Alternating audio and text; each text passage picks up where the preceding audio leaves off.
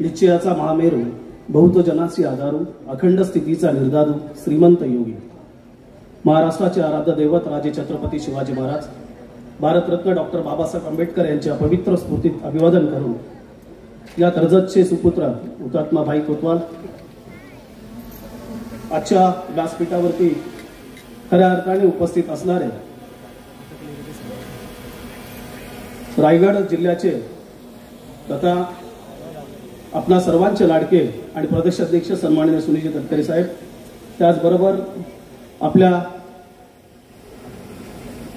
महाराष्ट्र राज्याचे मंत्री अन्न व औषध प्रशासन माननीय श्री नरहर झिरवळ साहेब, त्याचबरोबर व्यासपीठावरती खऱ्या अर्थाने या ठिकाणी आज मी काय सर्वांची नावं घेऊ शकत नाही, सन्माननीय व्यासपीठ आणि माझ्या जमलेल्या तमाम कार्यकर्ते माता बंधू भगिनींनो, खरं तर नियोजकांनी माझी अडचण केली.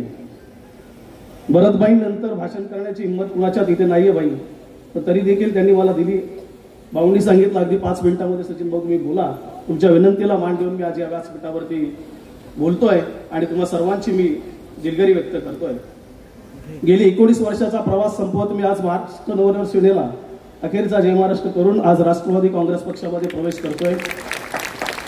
कोणत्याही एखाद्या राजकीय कार्यकर्त्याला आपला 19 वर्षाचा प्रवास थांबवून एका नवीन प्रवाहामध्ये जायचं असतं, त्यावेळी त्याच्या वेदना काय असतील त्या माझ्यासारख्या कार्यकर्त्याला निश्चित अर्थ या ठिकाणी कल्पना आहे. माफ करा, पण या व्यासपीठावरून मी जाहीररित्या मी माझ्या सर्व महाराष्ट्र नवनिर्माण सेनेच्या माझ्यावरती प्रेम केलेल्या कार्यकर्त्यांची मी मनापासून दिलगिरी व्यक्त करतोय आणि राष्ट्रवादी काँग्रेस पक्षाच्या प्रवासामध्ये मी सहभागी होतोय. अनेक जणांनी त्या ठिकाणी एक प्रश्न विचारला की आपण राजकीय प्रवासाची नवीन सुरुवात करता राष्ट्रवादी काँग्रेस पक्षच का निवडला. खरं तर अनेक जण म्हटले की आमदार साहेबांबरोबर तुम्ही गेलं पाहिजे होतं. प्रवाहाच्या सोबत सगळेच जातात, अगदी पाला पोचवलाही वाहून जातो, पण सुधाकर खारे नावाचा हा झंझावाता या कर्जत खालापूर मध्ये आहे की ज्यांनी अखेर तरुणांना आकर्षित करून घेतलं आणि त्यांच्या प्रवासाचं केलं. अगदी एक निवडणुकीचा एक 8-10 दिवसाचा प्रवास त्यांच्या सोबतचा असेल, पण सुधाकर भाऊ तुमचे काम करण्याची पद्धत मी पाहिली. अनेक तरुण तुम्हाला प्रेरित होऊन त्या ठिकाणी तुमचे गुणगान गात होते. प्रत्यक्षात जेव्हा समोरून जवळचा सहवास तुमच्या ठिकाणी लाभला तेव्हा कळलं की या खऱ्या अर्थाने मी धन्यवाद देईन सन्माननीय परशुराम घारे आणि तुमच्या मातोश्रींना की एवढं चांगलं रत्न तुम्ही या कर्जत खालापूरकरांना दिलं. निवडणुकीच्या आदल्या दुसऱ्या दिवशी निकालाच्या पुढच्या दिवशी मी सुधाकर भाऊंना फोन केला. भाऊंनी सांगितलं सचिन भाऊ घरी या, आपण बोलू. पराभवानंतर दुसऱ्या दिवशी आपल्या कार्यालयाचा दरवाजा उघडणं ही सोपी गोष्ट नसते. अनेक जण निवडणुकीच्या पराभवानंतर 1-1 वर्ष कोमातच असतात, ते बाहेर पडतच नाही. पण हा एकमेव व्यक्ती असा आहे की जो पराभवानंतर दुसऱ्या दिवशी आपल्या जनतेसाठी त्या ठिकाणी रस्त्यावरती उतरतो, आपलं कार्यालय उघडं करतं. भाऊ माफ करा, काही गोष्टी सांगायच्या नसतात, पण मला आज व्यासपीठावरतून आवर्जून सांगावंसं वाटतील. ज्यावेळी तुम्ही जिल्हा परिषदेचे उपाध्यक्ष होतात, आमचं गाव कसं असं पाणवट्यासाठी त्या ठिकाणी टंचाईग्रस्त गाव येतो बीड गाव म्हणून. सन्माननीय रामदासजी दिसले साहेब, तटकरे साहेब, आपल्यास कल्पना आहे, तुमचे स्नेही यांच्या विभागातला हा गाव येतो आणि तिथे पाण्याची टंचाई असताना आपण जिल्हा परिषदचे उपाध्यक्ष होतात. तुमचा मतदारसंघ, तुमचा जिल्हा परिषद वाढ हा वासराचा खोंडा आहे, पण तरी देखील त्या ठिकाणी आमचे त्यावेळेचे राष्ट्रवादी काँग्रेसचे आमचे स्नेही कुमारजी दिसले आणि प्रसाद पाटील हे व्यासपीठावरती इथे आहेत.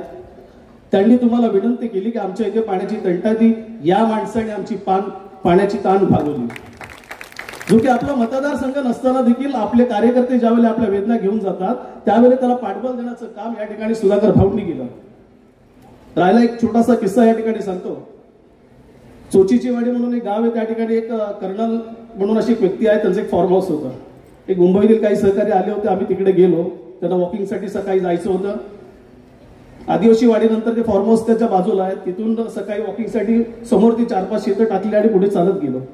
चालत गेल्यानंतर त्या ठिकाणी एक गुलगुलीत असा रस्ता डोंगरावरती जाताना दिसला. म्हटलं हा रस्ता कोणता आहे म्हणून तिथल्या केअरटेकरला विचारलं की हा रस्ता कुठला आहे का. म्हटलं स्टेशन ठाकुरवाडी म्हणून एक गाव आहे, त्या आदिवासी बांधवांसाठी सुधाकर भाऊने बांधलेला तो रस्ता होता. किती दूरदृष्टीचा नेता असेल की ज्या भागामध्ये लोकांना चालता येत नव्हतं, डोंगरावरती कड्यावरती तिकडे चढावं लागत होतं, तिथल्या आया बहिणींना ज्यावेळी प्रसूतीची असेल, ज्या वेळेस तिथले लोक आजारी पडत असतील त्यावेळेस त्यांना ती साडीची वगैरे डोली करून त्यांना खाली घेऊन जात लागत असेल, पण या माणसाने तिथेशी रस्ता केला. हे या खर्चाचं काम आपल्या सर्वांना प्रेरित करतं. अनेक मुद्दे आज बोलण्यासारखे आहेत, पण आजचा शाळेतला माझा पहिला दिवस आहे आणि आज मी तुका या ठिकाणी तुमच्यासमोर हा लंबचोडं भाषण करणं आणि सन्माननीय तटकरे साहेब आणि यांच्यासमोर निरंजन साहेब यांच्यासमोर बोललं या ठिकाणी मला योग्य वाटत नाही. पण मोठ्या अंतःकरणातून सांगेल, माझ्या विभागातले सगळे पदाधिकारी इकडे आहेत. तुमचं व्यासपीठ इतकं मोठं आहे की ज्यांना आम्ही पहिल्याच स्टेजवरती बसायला आमच्या कार्यक्रमावर घेतो ते सगळे तुमचे कार्यकर्ते खाली बसलेत. एवढं मोठं हे व्यासपीठ आहे. आज अनेक आमच्या देशमुखांना वगैरे सगळी मंडळी खाली उभी आहेत. माझ्यापेक्षा वयाने मोठे राजकारणात त्यांना आम्ही आदर्शवत आहात. अनेक या ठिकाणी लोक आहेत की ज्यांचं आज आमचे शेखरजी पिंगले असतील, आमचा मित्र भूषण पाटील आहेत, आज अंकितजी साखरे, ही सगळी जे काही मंडळी आहेत आमच्या भागात काम करणारे आहेत, या सगळ्यांचा सहवासामध्ये आपल्या ठिकाणी या आमच्या विभागाचं काम त्या ठिकाणी करण्याचा प्रयत्न करू.